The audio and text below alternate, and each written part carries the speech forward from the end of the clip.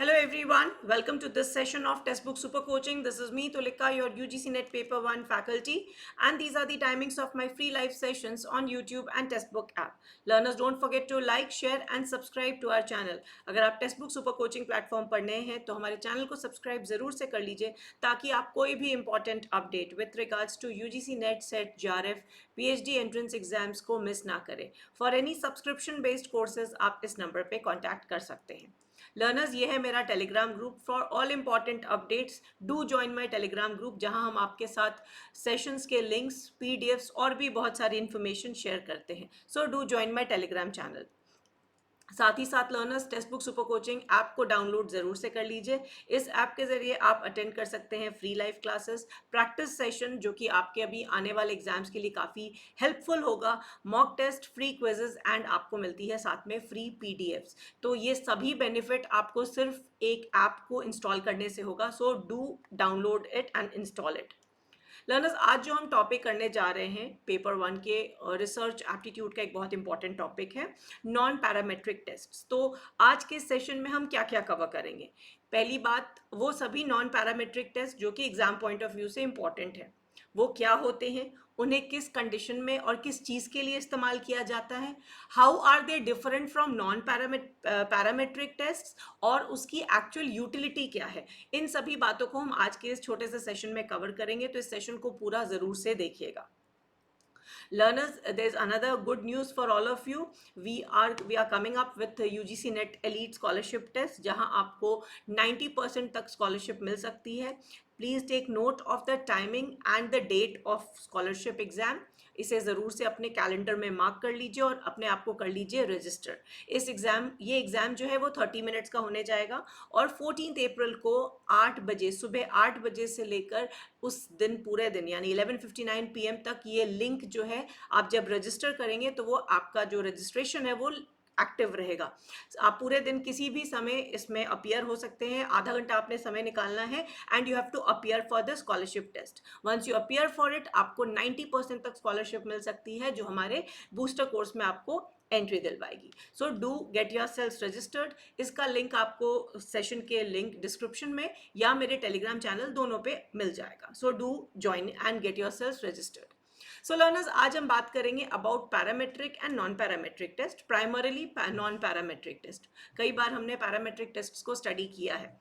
अब जैसा कि आप ये क्लासिफिकेशन से देख सकते हैं, इसको हमने दो ब्रॉड कैटेगरीज में डाला हुआ है. सो we have Mann Whitney U test, Wilcoxon sign test, Kruskal Wallis test and chi square test. तो ज़्यादातर जब भी हम नॉन पैरामेट्रिक टेस्ट की बात करते हैं इनके नाम आते हैं. ठीक है, तो है क्या ये नॉन पैरामेट्रिक टेस्ट, कब हम इसे यूज़ करते हैं? जैसे कि आप जानते हैं कि हम पैरामेट्रिक टेस्ट तब यूज़ करते हैं जब हमें बहुत सर्टेन कंडीशंस या अजम्पशंस को फॉलो करना होता है. हम जब भी अपना डेटा कलेक्ट करते हैं, ये जो डेटा हमारा आता है अगर वो प्रोबेबिलिटी कर्व में हम उसे बैठा सकते हैं, दैट मीन्स वो नॉर्मली डिस्ट्रीब्यूटेड अगर डेटा है तभी हम उसको पैरामेट्रिक टेस्ट उस पर लगा सकते हैं. बट ये आइडियल सिचुएशन हर बार नहीं हो पाती है. बहुत बार ऐसा होता है कि हमारा जो डेटा कलेक्टेड रहता है वो अजम्पशंस को फॉलो नहीं कर पाता है.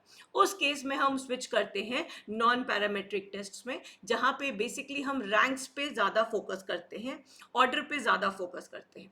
सो नॉन पैरामेट्रिक टेस्ट है क्या? अगर स्टैटिस्टिक्स की बात करें तो नॉन पैरामेट्रिक टेस्ट वो मेथड है अपना स्टैटिस्टिकल एनालिसिस करने की जिसमें हमें डिस्ट्रीब्यूशन, जैसे मैंने आपको कहा, नॉन प्रोबेबिलिटी कर्व में फॉल करने की कोई ज़रूरत नहीं है. ये ज़रूरी नहीं है कि ये सारे अजम्पशंस मीट हो, राइट? अगर हमारा डेटा नॉर्मली डिस्ट्रीब्यूटेड नहीं भी है तो भी हम उसे स्टैटिस्टिकली एनालाइज कर सकते हैं by using non parametric test, right? और इसी कारण कई बार नॉन पैरामेट्रिक टेस्ट को डिस्ट्रीब्यूशन फ्री टेस्ट कहते हैं. ये कई बार स्टेटमेंट बेस्ड क्वेश्चन आता है आपके यूजीसी नेट सेट एग्जाम्स में, तो आपको याद रखना है ये वितरण मुक्त परीक्षण इसे कहा जाता है क्योंकि इसमें कोई भी तरह का हम डिस्ट्रीब्यूशन को एज अ पैरामीटर नहीं मानते हैं in order to apply that, right? अब देखते हैं ये सारे टेस्ट हम यूज कहाँ करते हैं और उनका पर्पस क्या है.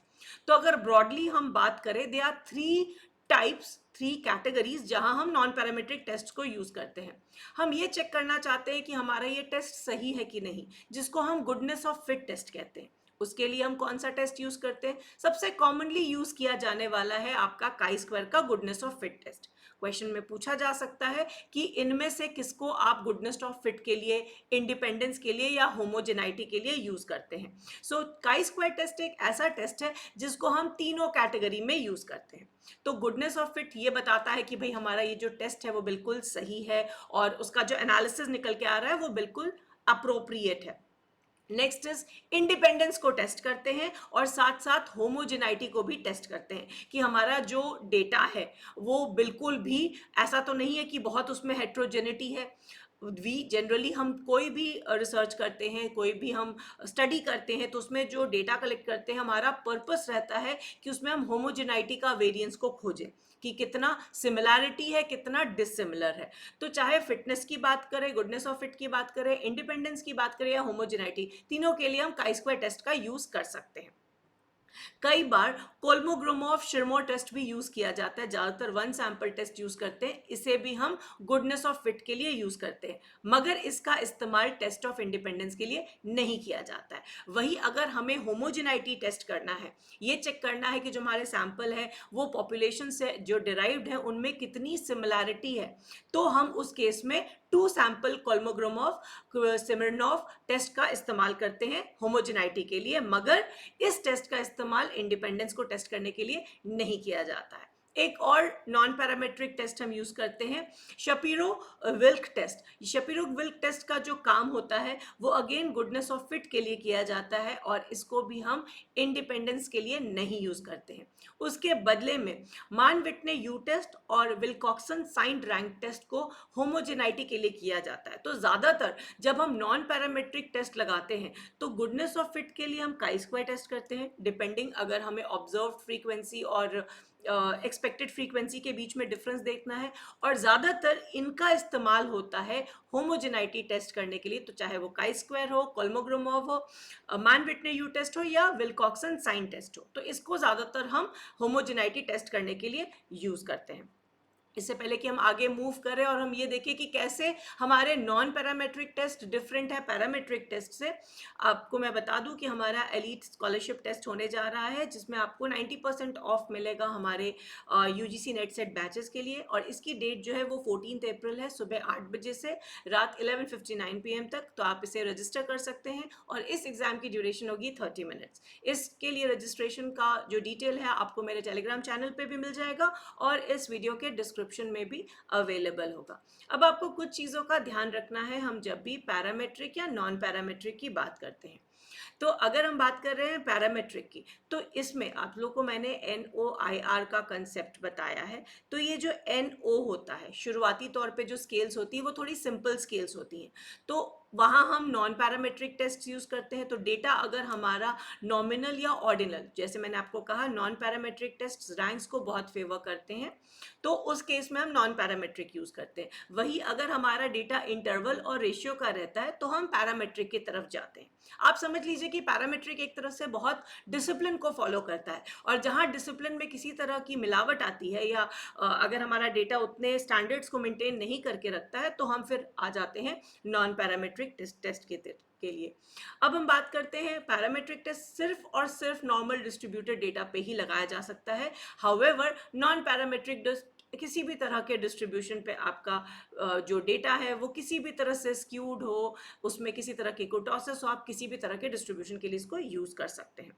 अगर हम पैरामेट्रिक टेस्ट की बात करते हैं, जो सेंट्रल पॉइंट होता है उसको हम सेंट्रल मेजर में मीन को मानते हैं। वही नॉन पैरामेट्रिक टेस्ट में मीडियन जो होता है उसे हम अपने सेंट्रल मेजर की तरह लेते हैं।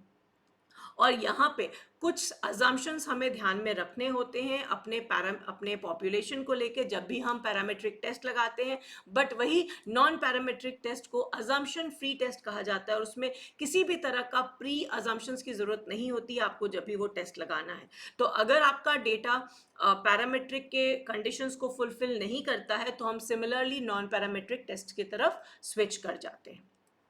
सो आपके लिए एक होमवर्क है, आपने मुझे बताना है कौन सा डिस्ट्रीब्यूशन फ्री स्टेटिस्टिक्स के नाम से जाना जाता है, पैरामेट्रिक या नॉन पैरामेट्रिक। तो what will be your answer? अगर आपको कहा जाए कि आपकी स्टडी में एक आपके पास जो डेटा आया है वो डिस्ट्रीब्यूशन फ्री स्टेटिस्टिक्स को फॉलो करता है, तो आप उस केस में कौन सा टेस्ट यूज करेंगे, पैरामेट्रिक या non parametric? Do give me answer in the comments and I will see you in the next class. I hope you all find this session to be informative and interesting.